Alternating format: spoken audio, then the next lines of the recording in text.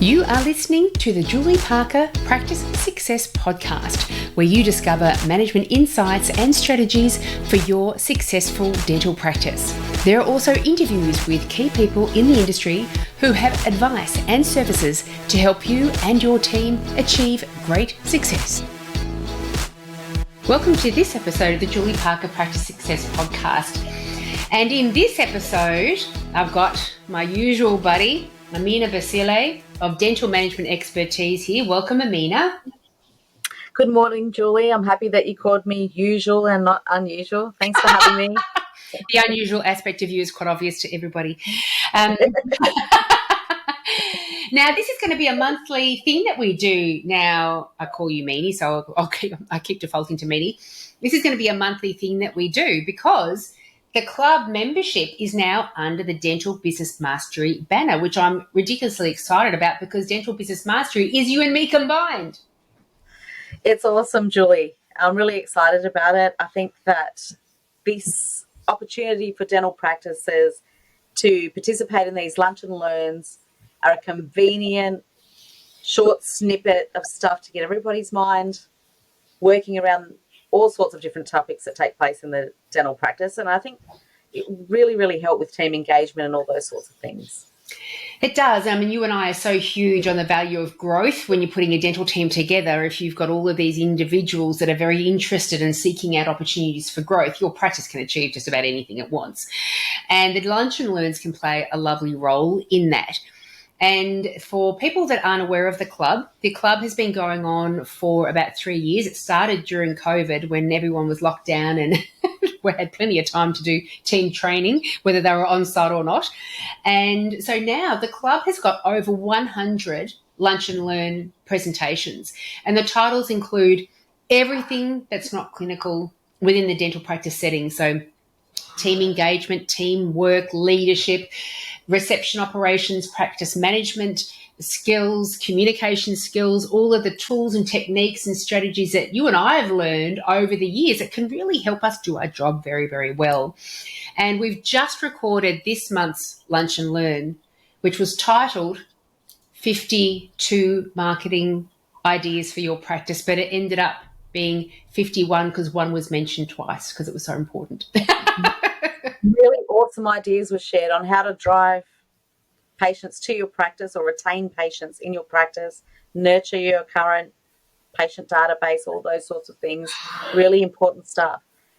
And I think in a situation like a dental practice where we are short for time, trying to work out how we're going to fit in team training, who we're going to get to do it, what way are we going to go about it, all those sorts of things. Whereas you've just got this huge access to this big library of teachings and you can choose the topics that are relevant to you at the time. We're having really bad time with getting people into the practice. We'll watch this marketing episode. The practice is a little bit quiet, or we're having a lot of trouble with broken appointments and cancellations. Let's pull up that episode and let's work on this week with our team. So, and it really is a no-brainer, very cheap. Well, it's only $70 plus GST a month to become a member.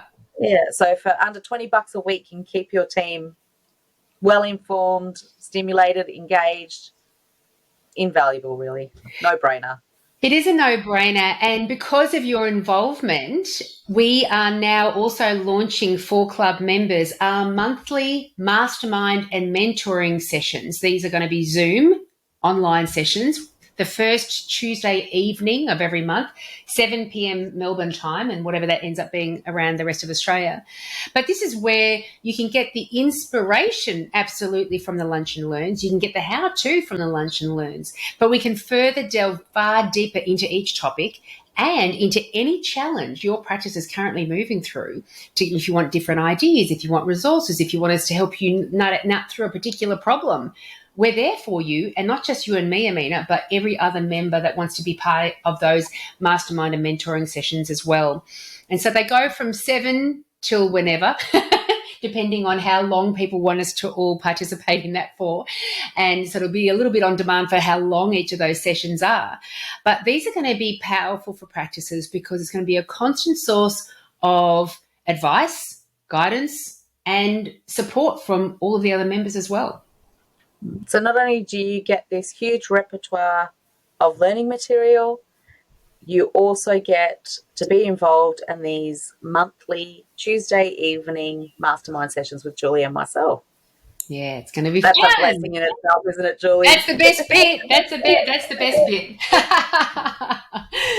And so, just to reflect a little bit back onto what we've just delivered in these 51 marketing ideas for dental practices, what's a couple that kind of stood out for you, Meanie, that can come straight back to your mind now? Oh, I love the coffee card. The coffee Love card. the coffee card. Yeah. The coffee card's fantastic. And as I mentioned in the Lunch and Learn, the coffee card idea is from a buddy of mine, a dental prosthetist, Arnie. He's brilliant, Arnie Jabor. And he had this terrific idea. And he told it to me years ago, but I keep promoting it because it is such a great idea. So if you are in an area which is close to a train station where a lot of people are commuting off to work every morning and coming home every evening, then go to the most local cafe to that train station, pay for the first 50 coffees, the first 20 coffees, whatever you want, to that cafe owner and give them the same number of little cards. So when that person goes to pay for a coffee, so you don't advertise there's free coffees here, just when they go to pay for the coffee, the barista says, no, you don't have to pay for this coffee. The local dental practice is paying for the coffee for you. Here's their card. And on the card, it's got this coffee's on us. If you ever need a dental surgery, these are a few of our services, or this is how much we love making your experience so positive. And they've then got the time to actually sit in the train with their coffee that they didn't have to pay for. They're feeling so good already, so early in the morning, and they've got the time and the inclination to actually read the card and all of your details on it. It's a beautiful idea, and it really helps to cross-promote and make that cafe more successful too. Yeah, I think the coffee card I loved, and as a newer idea, and one of the foundational important ones for me is the comprehensive exam, allowing enough time with the patient for a really comprehensive exam, being able to build rapport, being able to explain everything to them, being able to present to them different treatment options and all that sort of thing is really, really important. It's one of the fastest ways to improve your treatment plan acceptance rate, isn't it? Just to have appropriate discussion around all the elements the patient needs to hear so they're right on board with what's going on. And also being able to show them, with photos and radiographs and all those sorts of things. Yeah. Time to use all your tools. All your tools. One that always stands out to me is the incorporation of the GP in the education around the need for oral health conditions to be maintained at a certain level so they don't aggravate existing conditions such as diabetes, stroke, heart. And it's always surprised me that even though there is a lot of evidence showing the systemic oral link in health and these particular conditions, that dental practices aren't flooded with referrals of patients from the GP saying, I've just been diagnosed with diabetes and my GP said I must get my teeth attended to. Julie, I hate to kind of admit it, but in my experience over the years, everybody I speak to, dentists I'm talking about, that approach GPs and try to go down this avenue are never very successful. They don't get a lot of engagement.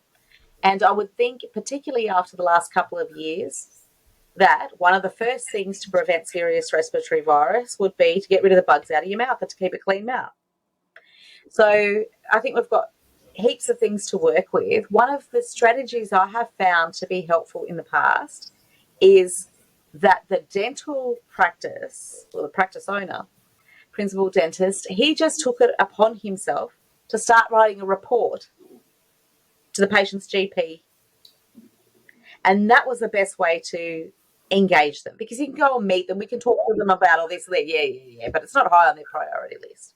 And me coming from a family of GPs, I know that. Perhaps they are a little bit more because they've been nagged by me. But I think writing to it is another few minutes of your time But engaging the GPs that way is a really good way of saying, I've got Mrs. Jones here. I understand she has high blood pressure, diabetes, blah, blah, blah, and she's going to have some cardiac surgery in a couple of weeks. I'm concerned about her oral condition. I have recommended to her that, she needs this kind of treatment. She has periodontal disease, blah, blah, blah.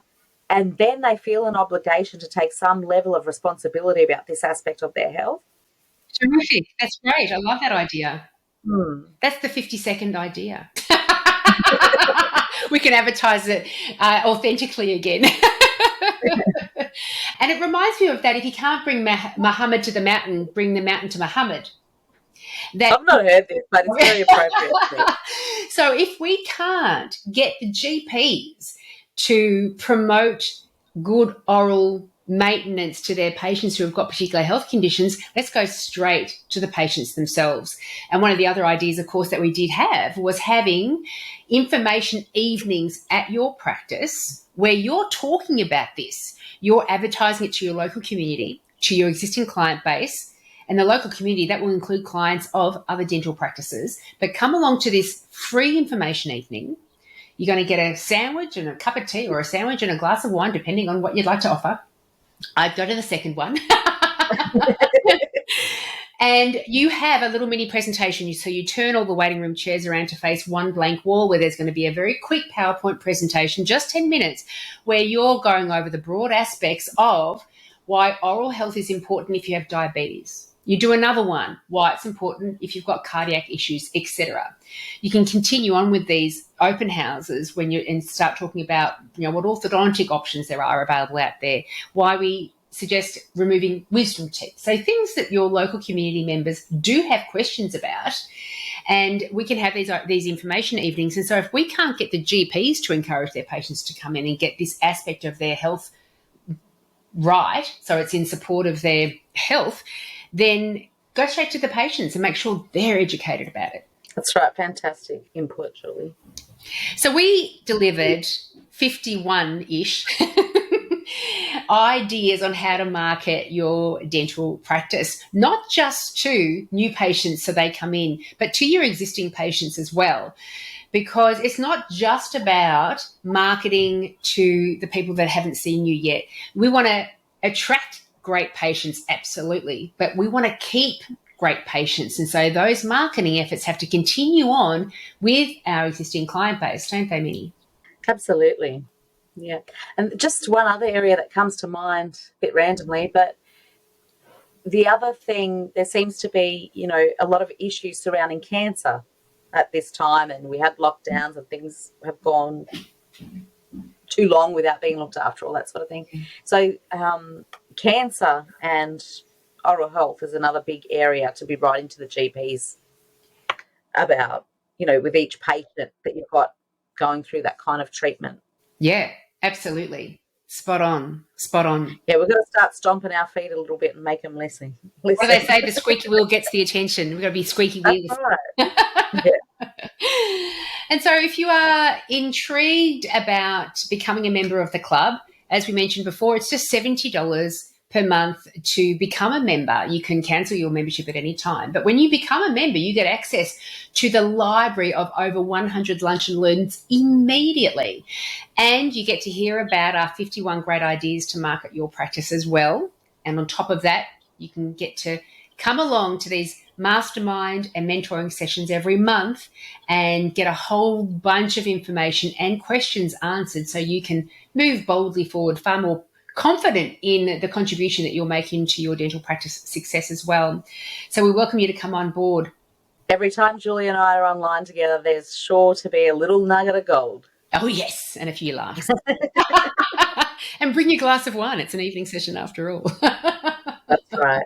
So we hope to see you as a member in the club, even if you just want to try it out for a period of time and see what you think. Existing club members, look forward to these 51 terrific ideas on marketing your dental practice to new patients and your existing patients to make sure you are filling those appointment books up and being wildly, wildly successful. Thanks so much for this start of our monthly episode on the JPPS podcast, Media. It's going to be fun. Thank you, Julie. And we'll see you all next time. Bye-bye. If you enjoyed today's podcast, then you should come along and join the club. The club is a whole library of lunch and learns with new lunch and learns being produced all the time that help your dental team gain greater success in your systems, in your team behaviours, in your patient management, in your patient engagement, in their treatment plans. They are usually around half an hour in length, and so team members can sit down, be paid for their lunch break, eat lunch while they're being inspired and delivered all of these insights and strategies that can be implemented so you all achieve greater levels of success.